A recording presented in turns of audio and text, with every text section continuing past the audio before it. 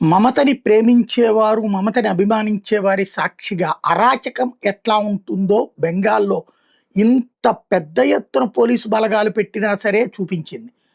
స్వయంగా భవానీపూర్‌లో తనే polling booth to booth తిరుగుతా గూండాలని ఎగదోస్తా సువేందు అధికారి మీదకి పంపిస్తే, సువేందు అధికారి కూడా తిరగబడినటువంటి సంఘటన యావత్ భారతదేశం కాదు, యావత్ ప్రపంచం చూసింది.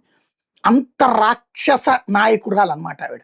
అంత నిస్సిగ్గుగా చేస్తుందనమాట. ఎందుకంటే నిస్సిగ్గుగా ఆవిడని సమర్థించేటటువంటి రాక్షసులు ఉన్నారు గదా! భారతదేశంలో దేశద్రోహులైనటువంటి వాళ్ళు, భారతదేశపు నాశనం కోరుకునేటటువంటి వాళ్ళు ఆవిడని బాగా సమర్థిస్తా ఉంటారు. అదేంటో మరి వీళ్ళందరూ ఈ దేశంలో ఏ అమ్మక పుట్టారో తెలియనటువంటిది. ఇది పక్కన పెడితే కొన్ని అక్కడ నిన్ననే ఈ నేను పుష్ప ఆయన సింగం అయితే అంటూ వాగాడు గదా! జహంగీర్ అనేవాడు. వాడికి సంబంధించినటువంటి ఫతా కాన్స్టిట్యున్సీ దగ్గర జరిగినటువంటిదే. అక్కడున్న పోలింగ్ వాళ్ళని బెదరేశారా? లేకపోతే లోపల ఎళ్లి చేశారంటే పోలింగ్ వాళ్ళకి తెలియకుండా ఎట్టా జరుగుతది. ఇందాకనే ఒక వీడియో పోస్ట్ చేశాను నేను. వీడియోలతో సహా అక్కడ. ఏది ఈవీఎం మీదన కరెక్ట్‌గా బీజేపీ సింబల్ ఉన్న చోట, బీజేపీ అభ్యర్థికి ఓటేయాల్సిన చోటన టేప్ అతికిచ్చినటువంటి సంఘటనలు. మొత్తం 3 చోట్ల జరిగినాయి.